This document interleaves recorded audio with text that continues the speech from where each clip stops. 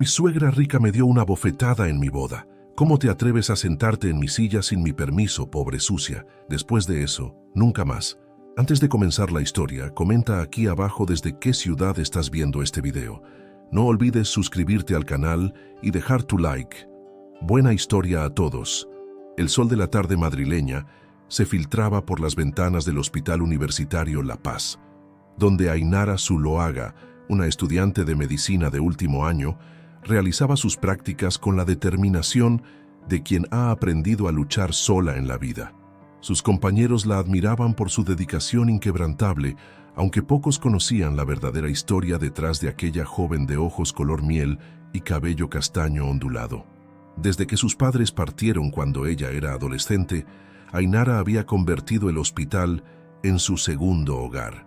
Entre las paredes blancas y el aroma a desinfectante, encontraba un propósito que la mantenía en pie: ayudar a otros como nadie pudo ayudar a sus padres. Compartía un modesto piso en el barrio de Chamberí con otra estudiante y complementaba sus estudios trabajando en una farmacia de guardia los fines de semana. Aquella tarde de marzo, mientras organizaba los expedientes en el área de urgencias, un revuelo inusual captó su atención. Guillermo Aramburu y Mendoza, heredero de una de las familias más influyentes de Madrid, había ingresado por una lesión menor tras un accidente en su yate privado. Ainara no prestó mayor atención al cotilleo del personal hasta que se encontró cara a cara con él en el pasillo. «Perdona, ¿podrías indicarme dónde está la salida más cercana?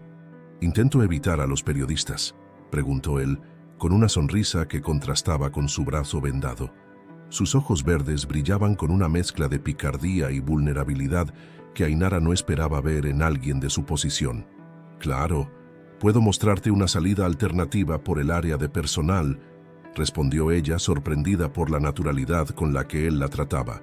Durante el breve recorrido por los pasillos menos transitados, Guillermo la bombardeó con preguntas sobre su trabajo en el hospital, mostrando un interés genuino que la desconcertó.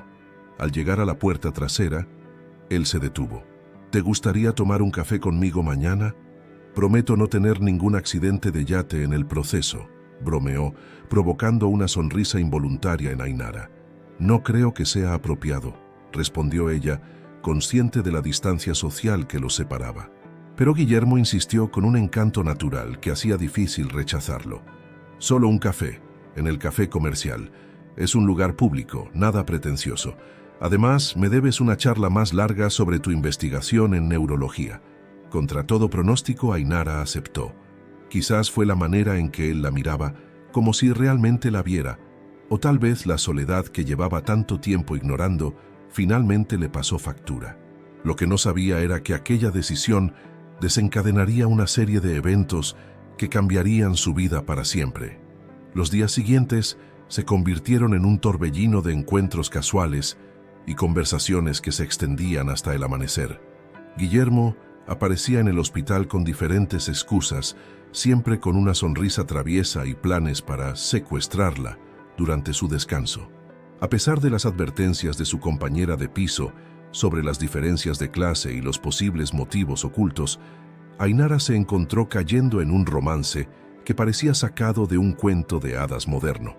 Sin embargo, en la majestuosa mansión de los Aramburu y Mendoza, en La Moraleja, doña Blanca, la matriarca de la familia, observaba con creciente preocupación las noticias sobre su hijo y la misteriosa estudiante de medicina. Con la misma determinación con la que había mantenido el estatus social de la familia durante décadas, comenzó a trazar un plan para proteger el legado familiar de lo que ella consideraba una amenaza inaceptable. Mientras tanto, en el Hospital La Paz, una enfermera llamada Isabel Quiroga observaba la naciente relación con una mezcla de preocupación y esperanza. Había visto demasiadas historias similares terminar en lágrimas, pero algo en la autenticidad de Ainara la hacía desear que esta vez fuera diferente. Lo que ninguno de ellos podía imaginar era que sus vidas estaban a punto de entrelazarse de maneras que cambiarían el destino de todos los involucrados. La primavera madrileña estaba en su apogeo cuando Ainara comenzó a notar los primeros síntomas. Al principio, los atribuyó al estrés de compaginar sus prácticas con los encuentros clandestinos con Guillermo, Pero después de varias mañanas despertando con náuseas, la realidad se hizo imposible de ignorar. La confirmación llegó en forma de 2 líneas rosadas en un test de embarazo realizado en el pequeño baño de su piso en Chambéry. Isabel, que se había convertido en su confidente en el hospital, fue la primera en notar el cambio en su comportamiento. «Cielo, ¿has hablado con Guillermo?», preguntó con delicadeza una tarde, mientras compartían un momento tranquilo en la sala de descanso. Ainara negó con la cabeza, las lágrimas amenazando con brotar. La noticia de que esperaba gemelos llegó como una sorpresa adicional durante su primera ecografía, realizada a escondidas en una clínica privada del barrio de Salamanca. La imagen de 2 pequeños corazones latiendo en la pantalla la llenó de una mezcla de terror y amor incondicional que nunca había experimentado. Mientras tanto, en la mansión Aramburu y Mendoza, doña Blanca organizaba una serie de eventos sociales con la clara intención de presentar a su hijo a las hijas de otras familias prominentes de Madrid. Guillermo asistía a regañadientes, su mente siempre desviándose hacia los momentos robados con Ainara en pequeñas cafeterías de Malasaña o durante paseos nocturnos por el Retiro. Una tarde, mientras paseaban por los jardines del Palacio Real, Ainara finalmente reunió el valor para confesar su embarazo. La reacción inicial de Guillermo fue de shock, seguida por un silencio que pareció durar una eternidad. Cuando finalmente habló, sus palabras fueron un bálsamo para el corazón angustiado de Ainara. «Nos casaremos, no me importa lo que diga mi familia». Sin embargo, la noticia se filtró a la prensa antes de que pudieran planear cómo manejar la situación. Los titulares sensacionalistas en los periódicos madrileños provocaron exactamente la reacción que Ainara más temía. Doña Blanca apareció en su modesto piso una mañana, con una expresión que podría haber congelado el Manzanares. «¿Cuánto quieres?», preguntó sin preámbulos, su voz tan fría como el mármol de su mansión. «¿Perdón?», respondió Ainara, genuinamente confundida. «Por desaparecer, por no arruinar el futuro de mi hijo. Todos tienen un precio, querida. Solo necesito saber el tuyo». La conversación fue interrumpida por la llegada inesperada de Isabel, quien había seguido a doña Blanca preocupada por Ainara. «Creo que debería marcharse», dijo la enfermera con una firmeza que sorprendió a ambas mujeres. «Esta joven lleva a sus nietos en su vientre y merece respeto». Lo que ninguna de ellas sabía era que Rodrigo, el hermano de Isabel y detective privado, había estado investigando discretamente a la familia Aramburu y Mendoza por petición de su hermana. Los documentos que había descubierto revelarían secretos que cambiarían el equilibrio de poder en esta complicada situación. Mientras tanto, Guillermo se debatía entre su amor por Ainara y la presión familiar. Las conversaciones con su madre se volvían cada vez más tensas y las visitas a Ainara más esporádicas. El peso de las expectativas familiares y la tradición comenzaba a hacer mella en su determinación inicial. En el hospital, Isabel y Ainara forjaban un vínculo cada vez más fuerte. La enfermera se convertía no solo en una amiga, sino en la figura maternal que Ainara tanto necesitaba en estos momentos. «Mi hermano Rodrigo puede ayudarnos», susurró Isabel una tarde, mientras observaban la lluvia caer sobre Madrid desde la ventana del hospital. «Hay cosas sobre la familia Aramburu y Mendoza que necesitas saber». Las calles del barrio de Salamanca bullían con la actividad típica de una mañana de domingo, cuando Rodrigo Quiroga se reunió con su hermana Isabel en una discreta cafetería. Sobre la mesa de mármol, extendió una carpeta llena de documentos que revelaban la verdadera situación financiera de los Aramburu y Mendoza. «El imperio familiar está en quiebra», explicó Rodrigo, señalando los informes financieros. «Doña Blanca ha estado ocultando la realidad a todos, incluso a Guillermo. Las empresas están sostenidas por préstamos que no pueden pagar y están al borde del colapso». Isabel escuchaba atentamente, mientras observaba las fotografías que mostraban a doña Blanca en reuniones secretas con prestamistas de dudosa reputación. «Por eso está tan desesperada por emparejar a Guillermo con la hija de los Montoro», concluyó Rodrigo. «Necesitan una inyección de capital urgentemente». Mientras tanto, en el Hospital La Paz, Ainara continuaba con sus prácticas, intentando mantener la compostura a pesar de su embarazo cada vez más visible. Las miradas y los susurros la seguían por los pasillos, pero encontraba consuelo en su trabajo y en la amistad de Isabel. Una tarde, mientras realizaba sus rondas, se encontró con Enrique Montoro, un empresario conocido por su generosidad con causas benéficas del hospital. El hombre la observó con una mezcla de curiosidad y reconocimiento. «Eres la chica de las noticias, ¿verdad?», preguntó con amabilidad. «Mi hija Carmen me ha contado sobre la situación con los Aramburu y Mendoza». Para sorpresa de Ainara, Enrique no mostró el desprecio que había experimentado de otros miembros de la alta sociedad madrileña. En cambio, le ofreció su tarjeta. «Si necesitas ayuda, cualquier tipo de ayuda, llámame. Conozco bien a esa familia y sus métodos». En la mansión de La Moraleja, la tensión entre Guillermo y su madre alcanzaba nuevos niveles. «¿Cómo pudiste ocultarme la verdadera situación de la empresa?», confrontó él a doña Blanca, agitando los estados financieros que Rodrigo había filtrado estratégicamente. «Todo lo que he hecho ha sido por el bien de esta familia», respondió ella con frialdad. «Y esa chica y su embarazo son una amenaza para todo lo que hemos construido. Los Montoro están dispuestos a ayudarnos, pero solo si mantienes el apellido limpio». La noticia del embarazo de gemelos ya se había filtrado a la prensa, y los tabloides especulaban salvajemente sobre la paternidad y las intenciones de Ainara. En el elegante restaurante Casa Lucio, un grupo de señoras de la alta sociedad murmuraba sobre el escándalo mientras degustaban sus huevos rotos. Isabel, preocupada por el creciente aislamiento de Ainara, organizó una cena en su modesto piso de lavapiés. Allí, junto con Rodrigo y Enrique Montoro, comenzaron a trazar un plan para proteger a Ainara y sus bebés de las maquinaciones de doña Blanca. «Tengo pruebas de todas las irregularidades financieras», explicó Rodrigo, «pero necesitamos ser cautelosos. Doña Blanca tiene conexiones poderosas y no dudará en usarlas». Enrique Montoro, con la sabiduría de años navegando las aguas turbias de la alta sociedad madrileña, sugirió una estrategia más sutil. «A veces la mejor defensa es la información correcta en las manos adecuadas», comentó, mientras servía una copa de Rioja.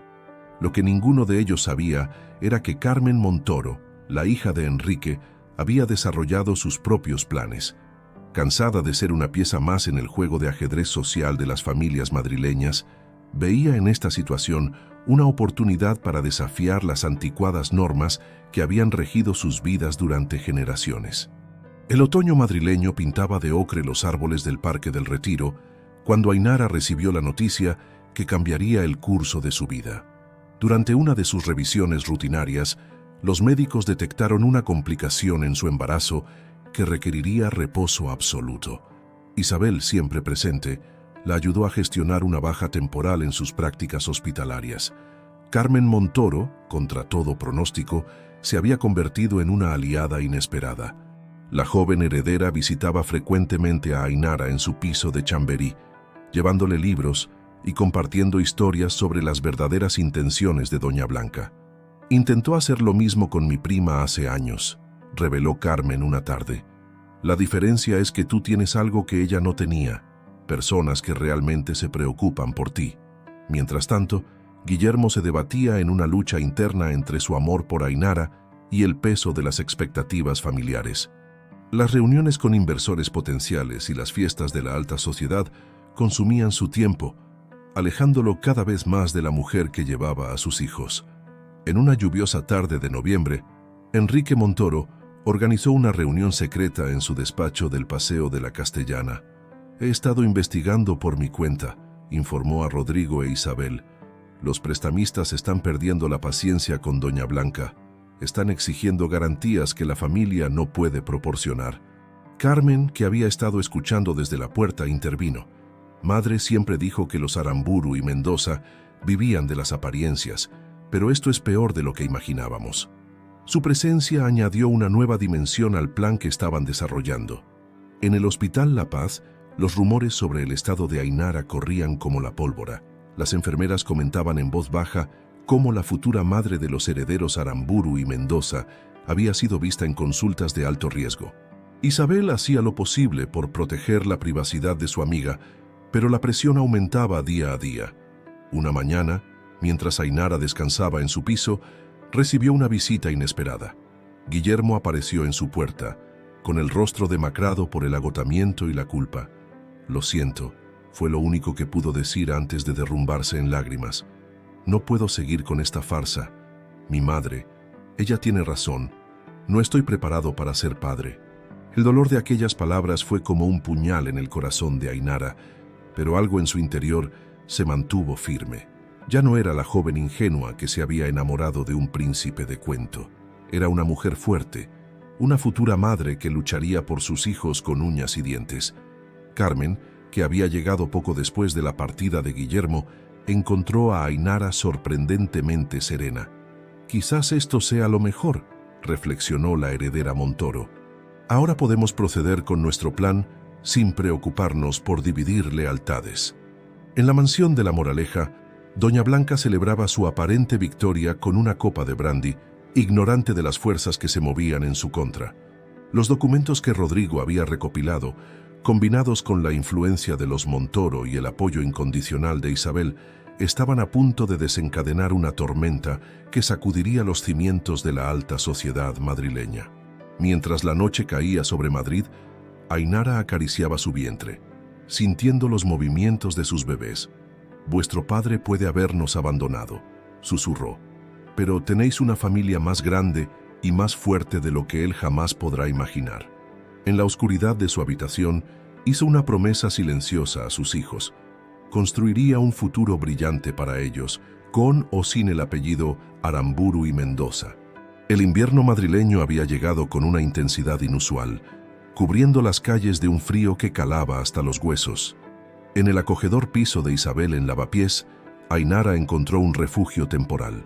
Su embarazo de alto riesgo la había obligado a dejar su antiguo apartamento en Chamberí, demasiado alejado del hospital para las frecuentes visitas médicas que necesitaba. Carmen Montoro había demostrado ser mucho más que una aliada casual. Utilizando sus conexiones, consiguió que uno de los mejores especialistas en embarazos múltiples de la clínica Ruber Internacional supervisara el caso de Ainara. «Mi padre siempre dice que el dinero debe servir para algo más que llenar cuentas bancarias», comentó mientras acompañaba a Ainara a una de sus consultas. Mientras tanto, Rodrigo trabajaba incansablemente, recopilando pruebas sobre las actividades financieras irregulares de los Aramburu y Mendoza. Sus investigaciones lo llevaron hasta un pequeño banco en las afueras de Madrid, donde descubrió documentos que vinculaban a doña Blanca con una serie de préstamos fraudulentos.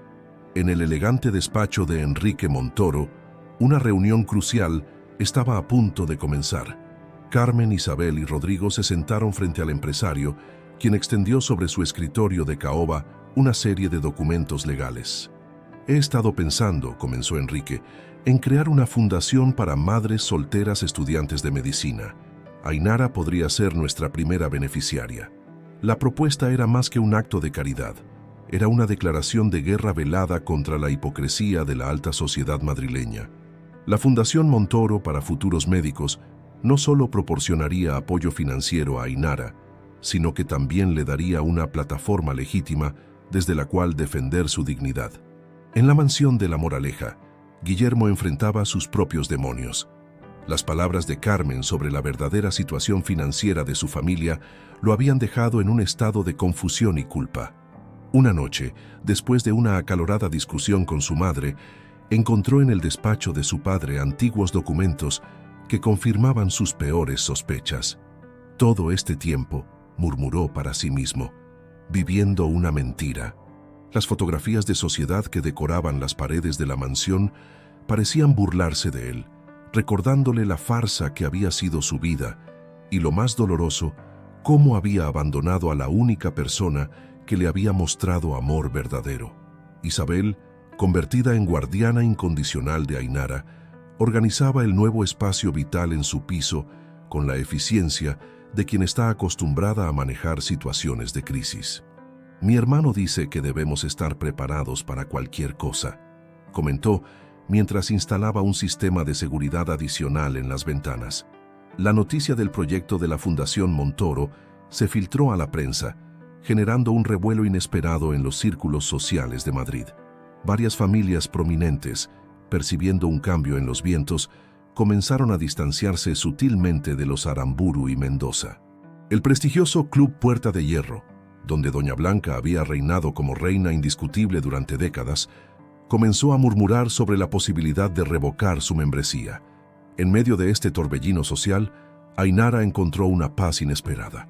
Las tardes en el piso de lavapiés, rodeada de libros de medicina y arrullada por el bullicio del mercado cercano, le dieron tiempo para reflexionar sobre su futuro.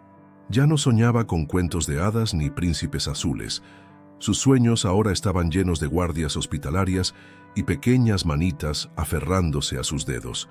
El paseo del Prado brillaba bajo la luz de una mañana primaveral, cuando Ainara, ya en su 8º mes de embarazo, caminaba lentamente hacia la sede de la recién creada Fundación Montoro.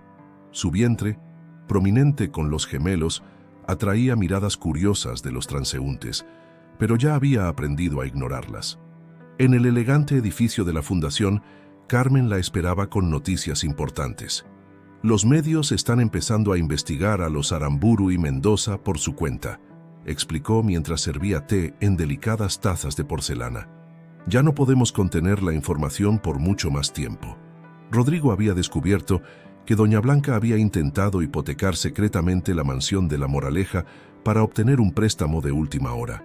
El banco, alertado por las investigaciones en curso, había rechazado la solicitud. La desesperación de la matriarca comenzaba a hacerse evidente incluso para sus más cercanos aliados. En el Hospital La Paz, Isabel observaba con preocupación cómo Guillermo merodeaba por los pasillos, intentando obtener información sobre el estado de Ainara.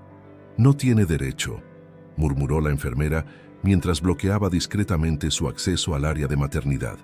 Lo que Guillermo no sabía era que su presencia había activado un protocolo de seguridad especial diseñado por Rodrigo y el personal del hospital. La tensión alcanzó su punto máximo durante una gala benéfica en el Casino de Madrid. Carmen, elegante en un vestido de diseñador, se encontró cara a cara con Doña Blanca. «Es fascinante cómo pueden cambiar las tornas», comentó la joven Montoro con una sonrisa enigmática. «¿No lo cree, Doña Blanca?». La respuesta de la matriarca fue interrumpida por la llegada de Enrique Montoro, quien anunció públicamente la expansión de la fundación y su compromiso con la educación médica. Entre los aplausos de la élite madrileña, Doña Blanca observó cómo su mundo comenzaba a desmoronarse. Mientras tanto, en el acogedor piso de lavapiés, Ainara recibía una visita inesperada. Alejandro, el jardinero de los Montoro y antiguo empleado de los Aramburu y Mendoza, traía información crucial. «La señora Blanca está planeando algo», advirtió en voz baja. «La he oído hablar sobre tomar medidas drásticas». La advertencia no cayó en oídos sordos. Esa misma noche, Rodrigo activó su red de contactos en la Policía Nacional, mientras Isabel reforzaba la seguridad en torno a Ainara. Carmen, utilizando su influencia social, comenzó a circular sutilmente información sobre la verdadera naturaleza de los negocios de los Aramburu y Mendoza entre las familias más influyentes de Madrid. En el Hospital La Paz, los preparativos para el inminente nacimiento de los gemelos se llevaban a cabo con máxima discreción. El equipo médico, cuidadosamente seleccionado por Isabel y el especialista de la clínica Ruber, estaba preparado para cualquier eventualidad.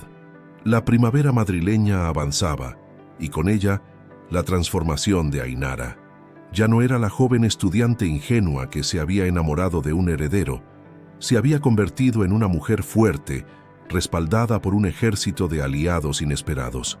Su historia, que había comenzado como un escándalo de la alta sociedad, se estaba convirtiendo en un símbolo de resistencia y dignidad.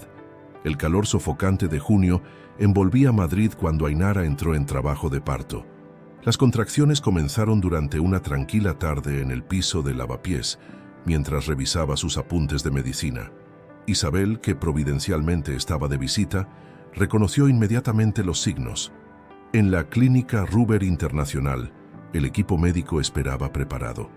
Carmen había dispuesto una suite privada con las máximas medidas de seguridad, siguiendo las recomendaciones de Rodrigo. Los pasillos estaban discretamente vigilados por personal de confianza, anticipando cualquier posible intrusión de los Aramburu y Mendoza. Mientras tanto, en el Casino de Madrid, doña Blanca recibía un sobre anónimo. Dentro, encontró fotografías que documentaban sus reuniones secretas con prestamistas, junto con copias de documentos que probaban el fraude financiero. Una nota escrita a mano decía simplemente: «Todo saldrá a la luz mañana». La noticia del inicio del parto llegó a oídos de Guillermo a través de una indiscreción del personal del hospital. Cuando intentó acceder a la clínica, se encontró con Rodrigo en la entrada. «Tu madre está en camino», advirtió el detective. «Tienes que elegir un bando ahora mismo». En el quirófano, Ainara luchaba por traer a sus hijos al mundo, rodeada del equipo médico y con Isabel sosteniendo su mano. Las complicaciones del embarazo hacían cada momento crucial. Carmen, en la sala de espera, coordinaba la seguridad mientras mantenía informado a su padre. Doña Blanca, en un último intento desesperado por mantener el control, convocó una rueda de prensa improvisada frente a la clínica. Su intención era desacreditar a Ainara públicamente, pero el destino tenía otros planes. Enrique Montoro, anticipando este movimiento, había preparado su propia conferencia de prensa en el mismo lugar. «Señores», comenzó Montoro ante los medios congregados, «hoy no solo celebramos el nacimiento de dos nuevos madrileños, sino también el inicio de una nueva era de transparencia en nuestra sociedad». Procedió a revelar los documentos que probaban las irregularidades financieras de los Aramburu y Mendoza, mientras doña Blanca observaba impotente cómo su imperio de mentiras se desmoronaba. Dentro de la clínica, el primer llanto de un bebé rompió la tensión del quirófano. Minutos después, su hermano lo siguió. Dos niños perfectamente sanos, ajenos al drama que se desarrollaba a su alrededor. Isabel, con lágrimas en los ojos, fue la primera en sostenerlos después de los médicos. Guillermo, que había estado escuchando la conferencia de prensa desde la distancia, finalmente tomó una decisión. Atravesó la multitud de periodistas y se dirigió directamente hacia su madre. «Se acabó», declaró públicamente. «No más mentiras, no más manipulaciones». En la habitación de recuperación, Ainara descansaba con sus hijos en brazos cuando recibió una visita inesperada. Carmen entró acompañada de Alejandro, el jardinero. «Hay algo que debes saber», comenzó Carmen. «Alejandro no es solo un empleado, es el testigo clave que necesitábamos para probar todas las irregularidades de los Aramburu y Mendoza». Los primeros rayos del sol madrileño se filtraban por las ventanas de la clínica Ruber Internacional mientras Ainara se recuperaba del parto. Los gemelos, Lucas y Daniel, dormían plácidamente en sus cunas junto a su cama, ajenos al torbellino de acontecimientos que se desarrollaba a su alrededor. Alejandro, sentado en un discreto sillón de la habitación, comenzó a revelar su historia. Durante años, había sido mucho más que un simple jardinero. Como asistente personal de confianza del difunto padre de Guillermo, había sido testigo silencioso de todas las maquinaciones de doña Blanca. Don Federico, el padre de Guillermo, sospechaba que algo no iba bien, explicó Alejandro. Antes de su partida, me entregó una caja fuerte con documentos que probaban cómo su esposa había manipulado las cuentas de la empresa durante años. La revelación provocó un silencio sepulcral en la habitación. En el vestíbulo de la clínica, Enrique Montoro mantenía una tensa reunión con los abogados de la familia Aramburu y Mendoza. La evidencia era abrumadora: años de fraude fiscal, préstamos irregulares y manipulación de cuentas. La única opción que quedaba era negociar los términos de la rendición. Carmen, quien había estado observando la situación desde una distancia prudente, notó un cambio significativo en Guillermo. El joven heredero, despojado de sus ilusiones sobre su familia, parecía haber envejecido una década en cuestión de días. «Quiero conocer a mis hijos», le confesó a Carmen en un momento de vulnerabilidad, «pero no sé si tengo derecho después de todo lo que ha pasado». Isabel y Rodrigo habían establecido un sistema de turnos para garantizar que siempre hubiera alguien de confianza con Ainara y los bebés. La enfermera había solicitado una excedencia temporal en el hospital para dedicarse por completo al cuidado de su amiga y los recién nacidos. En el elegante despacho de la Fundación Montoro, una reunión crucial estaba teniendo lugar. Enrique presentaba su plan para reestructurar las empresas Aramburu y Mendoza, salvando los empleos de cientos de trabajadores inocentes. No podemos permitir que la ambición de una persona destruya el sustento de tantas familias, declaró con firmeza. Mientras tanto, en la mansión de La Moraleja, doña Blanca enfrentaba las consecuencias de sus acciones. Los periódicos publicaban nuevos detalles cada día, y las familias que una vez la adularon ahora le daban la espalda. El personal de la casa, influenciado por la revelación de Alejandro, comenzaba a abandonar el barco que se hundía. De vuelta en la clínica, Ainara recibía la visita de sus compañeros del Hospital La Paz. Traían noticias esperanzadoras. La dirección del hospital estaba dispuesta a readmitirla para completar su residencia una vez se recuperara, con un horario adaptado a sus necesidades como madre soltera. Los días pasaban y poco a poco una nueva normalidad comenzaba a establecerse. La Fundación Montoro se había convertido en un símbolo de cambio en la sociedad madrileña, promoviendo valores de transparencia y justicia social. Ainara, con el apoyo de su nueva familia elegida, comenzaba a vislumbrar un futuro que nunca había imaginado posible. El otoño había llegado a Madrid, tiñendo de dorado los árboles del Retiro. En el acogedor piso que ahora compartían en el barrio de Salamanca, regalo de la Fundación Montoro, Ainara adaptaba su rutina al cuidado de los gemelos mientras retomaba gradualmente sus prácticas en el hospital.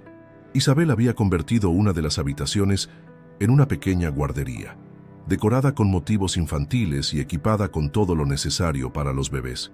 Los pequeños Lucas y Daniel crecían fuertes y saludables, rodeados del amor de su peculiar familia elegida.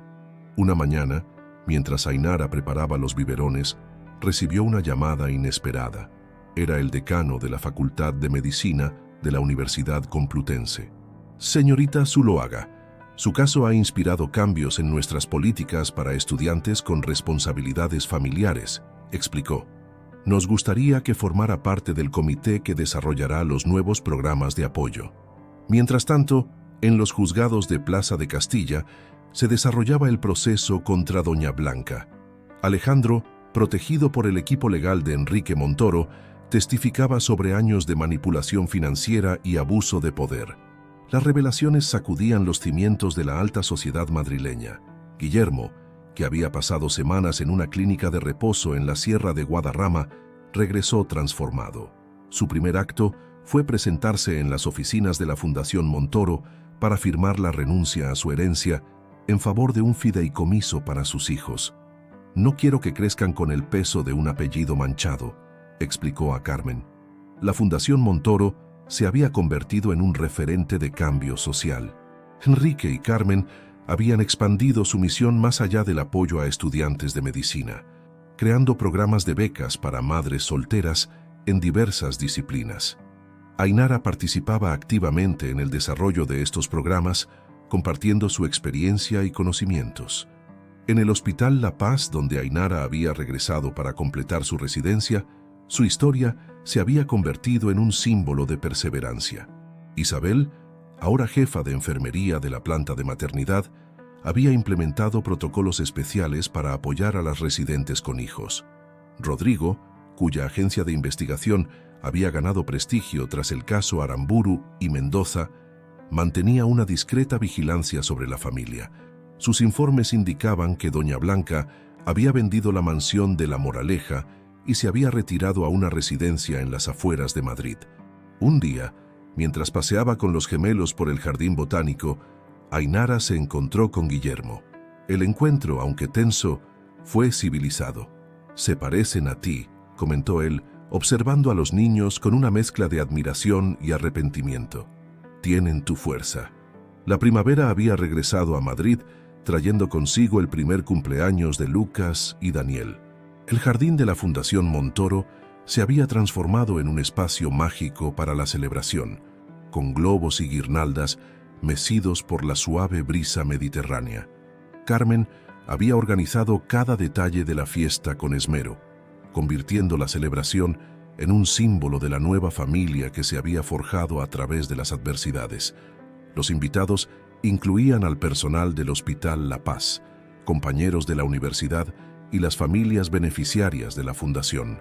Enrique Montoro, Convertido en una figura paterna para Ainara, observaba con satisfacción cómo los gemelos gateaban entre los invitados, arrancando sonrisas a su paso. «Has construido algo hermoso aquí», le dijo a Ainara, quien ahora combinaba sus guardias en el hospital con un papel activo en la fundación. Isabel y Rodrigo, que habían comenzado una relación discreta meses atrás, compartían miradas cómplices mientras ayudaban con los preparativos. Su vínculo se había fortalecido durante las largas noches de vigilancia y los momentos compartidos cuidando a los gemelos. La noticia de que Ainara había sido seleccionada para un prestigioso programa de especialización en neurología pediátrica circulaba entre los invitados. La fundación había creado un sistema de apoyo que permitía a madres como ella perseguir sus sueños profesionales sin sacrificar el tiempo con sus hijos.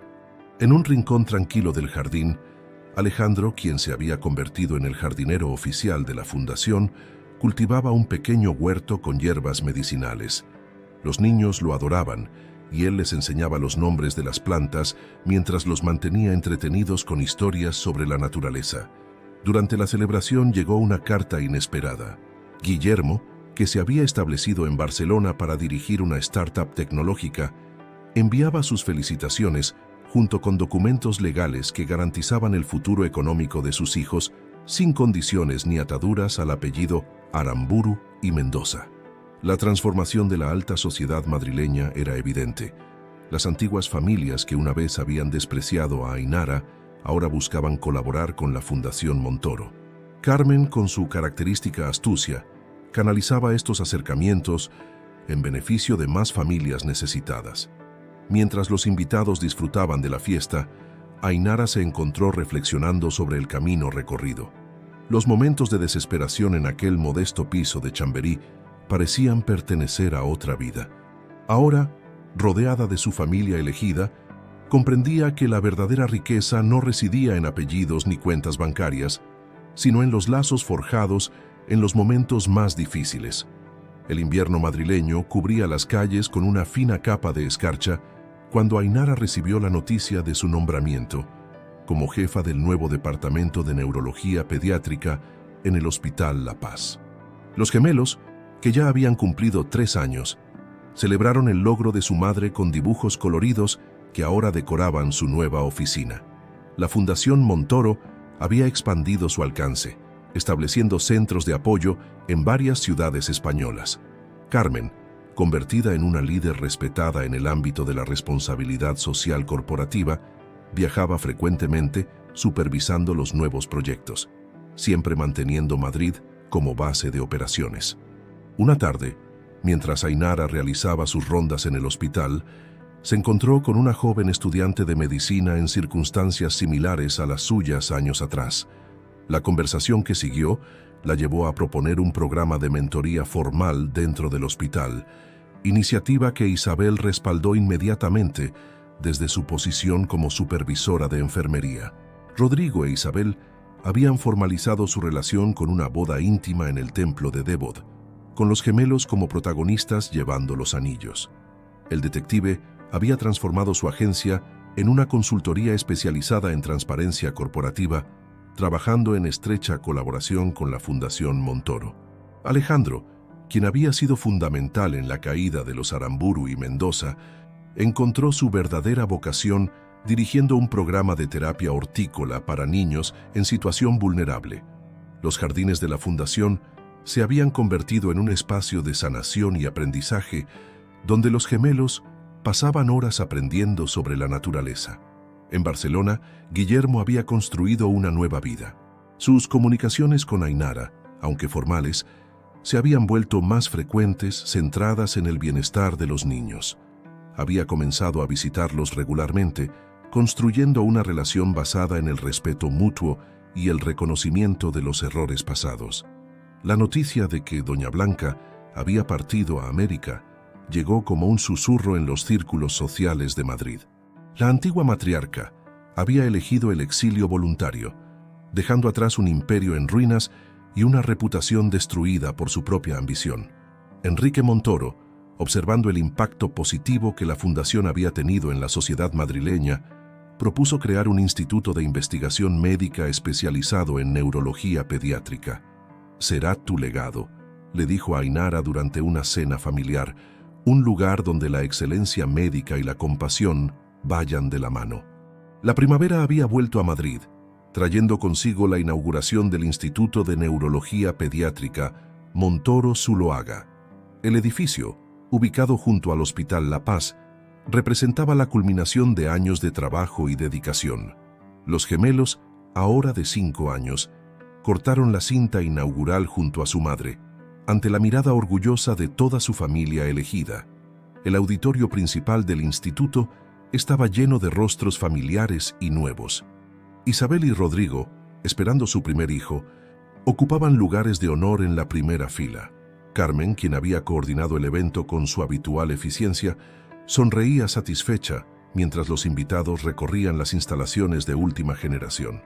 Durante su discurso inaugural, Ainara reflexionó sobre el viaje que la había llevado hasta allí. La familia, dijo, no se define por la sangre o los apellidos, sino por los lazos que forjamos en los momentos más difíciles. Este instituto es un testimonio de esa verdad. Enrique Montoro, ahora un abuelo devoto para los gemelos, había establecido un fideicomiso que garantizaba la independencia financiera del instituto. Su visión de combinar la excelencia médica con la responsabilidad social se había convertido en un modelo a seguir en toda España. Alejandro había diseñado jardines terapéuticos en la azotea del instituto, creando un espacio de paz y sanación para los pequeños pacientes y sus familias. Los gemelos, Lucas y Daniel, pasaban horas allí después de la escuela, ayudando a cuidar las plantas y compartiendo historias con los niños en tratamiento. Guillermo, presente en la inauguración con discreción, había encontrado su propio camino en la vida. Su startup tecnológica desarrollaba aplicaciones para facilitar la comunicación entre pacientes pediátricos y sus médicos, y había donado el sistema al instituto como parte de su compromiso con la causa. La Fundación Montoro, bajo el liderazgo compartido de Carmen y Ainara, se había convertido en un referente internacional en programas de apoyo médico y social. Las historias de éxito se multiplicaban, creando una red de profesionales comprometidos con el cambio social positivo. En una sala privada del instituto, Ainara guardaba un pequeño altar con fotos de sus padres. «Estarían orgullosos», susurró Isabel, encontrando a su amiga en un momento de reflexión. «Has construido algo extraordinario». Los gemelos, creciendo en un ambiente de amor y apoyo incondicional, florecían. Lucas mostraba una inclinación natural hacia la medicina, mientras Daniel había heredado la pasión de Alejandro por la botánica. Ambos representaban la perfecta fusión de todos los valores y enseñanzas que su peculiar familia les había transmitido. Al caer la tarde, la familia extendida se reunió en el jardín de la azotea. Mientras el sol se ponía sobre Madrid, tiñendo el cielo de tonos dorados, Ainara observó a sus hijos jugando entre las plantas medicinales. En ese momento, comprendió que su historia no había sido solo sobre supervivencia o superación, sino sobre la creación de algo nuevo y hermoso a partir de las cenizas de los sueños rotos. La verdadera riqueza, reflexionó, no residía en las cuentas bancarias o los apellidos ilustres, sino en la capacidad de crear conexiones genuinas, de transformar el dolor en propósito y de construir una familia basada en el amor y el respeto mutuos. El instituto no era solo un centro médico, era un testimonio viviente de que los finales felices no siempre se parecen a los cuentos de hadas, pero son igualmente mágicos en su propia manera real y tangible.